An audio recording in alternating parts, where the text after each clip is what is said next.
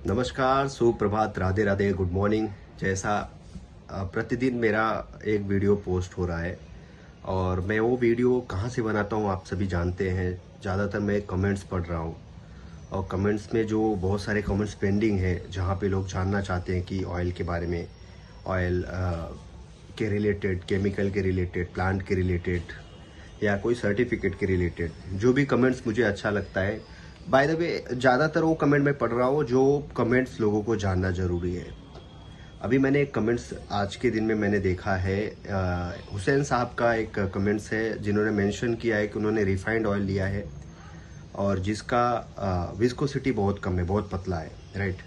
तो आए दिन मैं वही टॉपिक पे बात करता हूँ कि अपने को ये पता होना चाहिए कि हम क्या रॉ मटेरियल ले रहे हैं। रिसाइकल ऑयल, रिफाइंड ऑयल जो है ये अभी गवर्नमेंट ने भी जैसा कि बड़े बड़े कंपनियों में 10 to 15% बोला है आपको यूज करना पड़ेगा, क्योंकि रिसाइकल अगर इतने प्रोड्यूस हो रहे हैं तो कहीं ना कहीं यूज होना ज़रूरी है। तो रिसाइकल अगर कोई भी बेस ऑयल आप ले रहे हैं तो एटलीस्ट आपको ये पता होना चाहिए कि उस बेस ऑयल का क्या पैरामीटर है, लाइक उसका विस्कोसिटी कितना है, kinematic viscosity 800, 840, index, flash point, okay, density, ये और कलर भी आपको पता होना चाहिए। अगर आपको डार्क कलर मिल गया तो आप जब लुब्रिकेंट ऑयल बनाएंगे उसमें एडिटिव भी यूज करेंगे तो और भी वो डार्क प्रोडक्ट हो जाएगा। तो मेरा ये मानना है कि जो कोई भी प्रोडक्ट ले रहे हैं ये 3-4 पैरामीटर आपको बेस ऑयल के बारे में पता होना चाहिए। ऐसे ही हर एक केमिकल का एक रिपोर्ट रहता है जो आप सप्लायर से मांग सकते हैं कि मुझे सीईओ चाहिए, सीओए चाहिए, sorry, certificate of analysis report. तो ये क्या रहेगा, उस सीओए में मेंशन रहेगा कि उस प्रोडक्ट का फ्लैश पॉइंट कितना है, उस प्रोडक्ट का विस्कोसिटी कितना है, 800, 840, उसका इंडेक्स भी आप निकाल सकते हैं और उस प्रोडक्ट का डेंसिटी कितना है।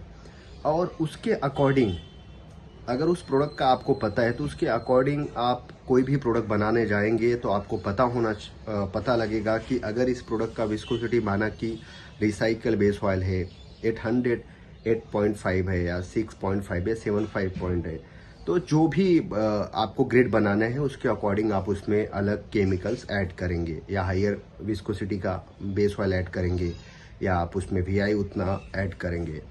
जरूरी ये भी नहीं कि आप रिसाइकल 100% आपको यूज करना है तभी आपका प्रोडक्ट, क्योंकि रिसाइकल का फ्लैश पॉइंट काफ़ी ड्रॉप रहता है, विस्कोसिटी ड्रॉप रहता है और उसमें मेरे हिसाब से नॉइक का इश्यूज आएगा। मतलब नॉइक टेस्ट कराएंगे तो आपको उसमें इवापोरेशन लॉस ज़्यादा दिखेगा, उसमें कुछ एलिमेंट्स भी आपको दिखेंगे अगर आप उसका एलिमेंट टेस्ट कराएंगे। तो रिसाइकल का यूज इस तरीके से होना चाहिए कि कुछ परसेंटेज आप कोई एक प्रोडक्ट बना रहे हैं, कुछ परसेंटेज आप उसमें यूज कर सकते हैं, बट उसके पहले आपको पता होना चाहिए उसका पूरा पैरामीटर जो प्रोडक्ट आप बना रहे हैं, ताकि उस पैरामीटर को मैच करने के लिए कितना केमिकल जाएगा, कितना एडिटिव जाएगा, कितना वीआई जाएगा, आपको पता होना चाहिए। अकॉर्डिंग टू दैट आप उस प्रोडक्ट को मैच कर सकते हैं। तो मेरा ये वीडियो बस इतना ही रहेगा। बाकी संडे अगर मुझे टाइम मिलेगा तो मैं लाइव भी आऊँगा। कुछ आप लोग के जो क्वेरी रहेंगे कमेंट्स में आप कीजिए तो उस पर मैं लाइव पे ही आपको बताऊँगा। एक पॉइंट आप ध्यान दीजिए, कोई भी प्रोडक्ट आप लीजिए साथ में उसका टेस्ट रिपोर्ट आपके पास होना चाहिए अगर आप अच्छा प्रोडक्ट बनाना चाहिए। ज़रूरी ये नहीं कि आपका प्लांट का सेटअप बहुत बड़ा होना चाहिए। प्लांट एक अपनी जगह है लेकिन प्रोडक्ट बनाना अपनी जगह है। अगर आपने प्लांट अच्छा लगाया लेकिन आपके पास रॉ मटेरियल का सोर्सिंग अच्छा नहीं है, रॉ मटेरियल का आपके पैरामीटर अच्छा नहीं है, तो आपका क्वालिटी अच्छा नहीं बन पाएगा। तो प्लांट किसी भी लिमिट का हो बट आपके रॉ मटेरियल का सोर्सिंग काफ़ी अच्छा होना चाहिए, पैरामीटर आपको पता होना चाहिए सामने वाला मुझे क्या दे रहा है, राइट।